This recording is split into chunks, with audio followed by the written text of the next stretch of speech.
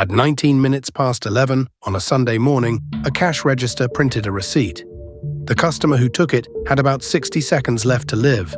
This story is told using real photographs from Paraguay's official archive and our own recreations guided by them. This is the memorial built where the store once stood and the tower marking the exact place the fire began. The store was full. It was Sunday the 1st of August, end of the month, and in Paraguay, Friendship Day.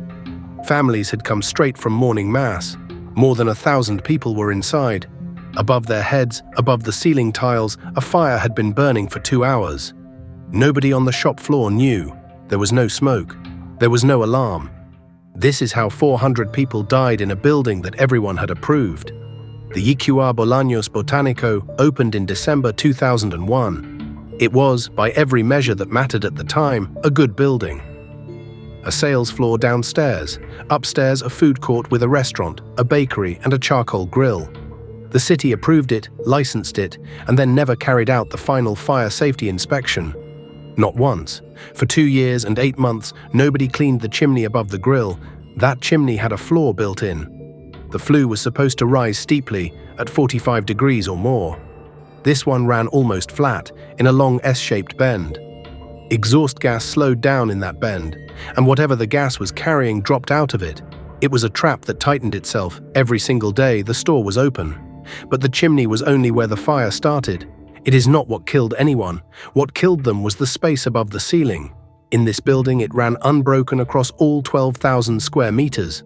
No fire divisions, not one. It was lined with polyurethane, no fireproof coating. Polystyrene, PVC, plasterboard. There was no detection up there, no sprinklers anywhere in the building at all. The bakery vented its hot air straight up into that sealed void. Unfiltered. Every day the store opened, that ceiling was being preheated by its own kitchens. Investigators would later describe it in 4 words: an oven and a gas chamber. At around 9 in the morning, the grills were lit for the lunch service. Sparks went up the flue, the way they always did, into 2.5 years of grease. For the next 2 hours, the fire moved sideways through the ceiling and the store below carried on. People chose vegetables. Children were taken to look at the toys. At about 10:30, there was a small explosion, somewhere out of sight. Some of the staff heard it. Some of them knew. The store was not evacuated. No alarm was sounded. Nobody was told to leave. 49 minutes later, the till printed that receipt. The ceiling had been holding back 9,000 cubic meters of superheated gas, with nowhere to go. Then the panels above the chimney failed and dropped. Air rushed in, and everything that had been waiting up there ignited at once. Firefighters call it flashover. A fireball crossed the ceiling of the whole store in seconds. 600 degrees, the store went from ordinary to lethal in seconds. Burning polyurethane does not just make smoke, it makes hydrogen cyanide. That is why so many of the people who died had no burns on them at all. 2/3 of the burn unit patients studied afterwards had airway injuries and no skin burns at all. Below it, more than 1,000 people tried to get out. The doors they ran to opened inward. A crowd pushed from behind cannot pull a door toward itself. The exits were half the width the law required, 1.8 meters, where 3.5 was the minimum. There was no emergency lighting. When the smoke came down, people could not see where the doors were. Spanish has a phrase for what happened at those exits: avalanchas humanas, human avalanches. Then the ceiling and the floor slab came down onto people who were still trying to run. Rescuers who reached the toy department found dozens of children there.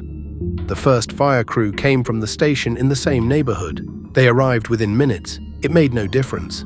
By the time they got there, the store was already gone. It took 7 to 8 hours to put out.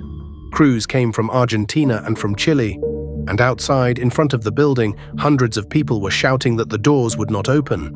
This is the part of the story that Paraguay has never stopped arguing about.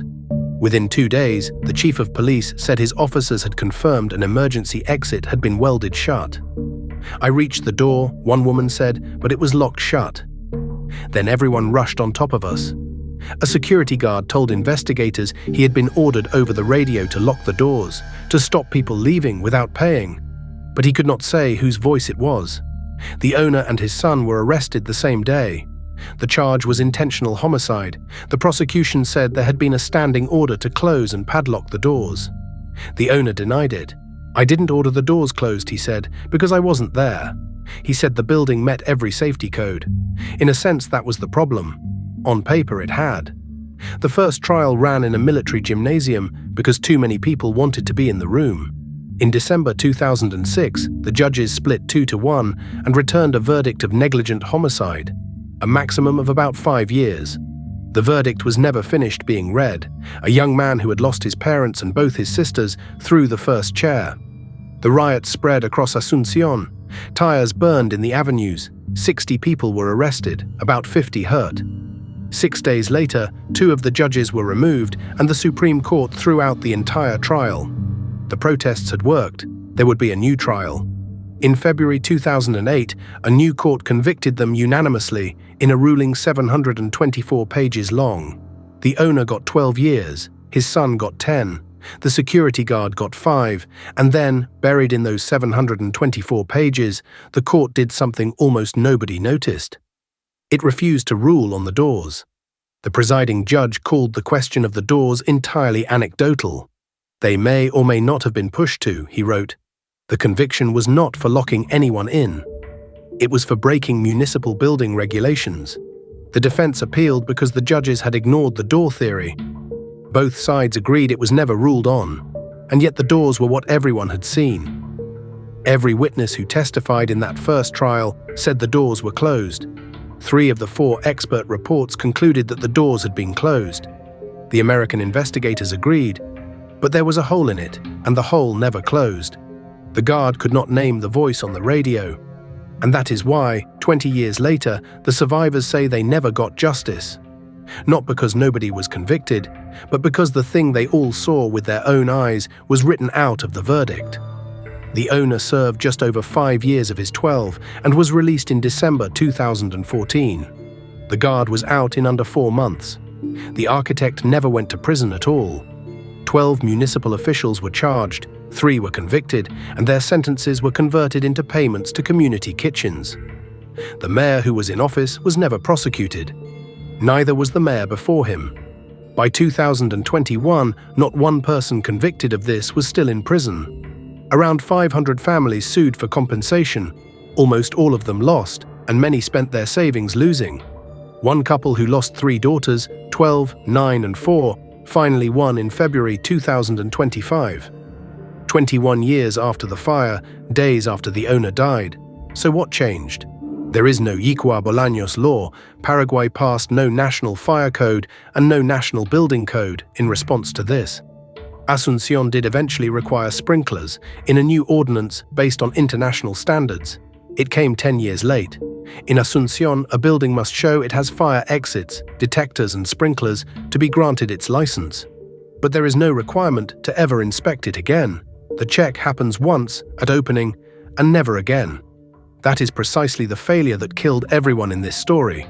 One Paraguayan firefighter summed it up in 6 words: "Nothing was learned from Ycua Bolanos." The state took the ruin. It expropriated the land and gave it to the families. In 2022, 18 years after the fire, a memorial opened on the site. They did not clear the ruin away. They built around it. The original staircase is still there. So is the ramp up from the car park, with its burnt floor preserved under glass. A tower stands at the exact point where the fire began. It holds the victims' names, and through the slab above the shadow plaza, they cut 400 openings. 400 beams of daylight falling into the dark, onto the surface of a pool of water. The auditorium has 400 seats. Every 1st of August, the families light 400 candles. And every year, at 11:20 in the morning, the sirens sound. But that number, 400, is not the number in the court file. The court recorded 327 dead. The firefighters who carried the bodies out counted 411. Because some of the dead were never recovered whole. Body parts were divided among 36 urns. 204 children lost a parent that morning. The truth is that nobody will ever know exactly how many people died in that supermarket. What is certain is that the fire began at 9 in the morning, and nobody who could have stopped it ever knew it was there. If you made it this far, thank you for watching. These videos take real work to research and bring to life. If you'd like to see more, consider subscribing. This has been Cataclysm History, and I'll see you in the next one.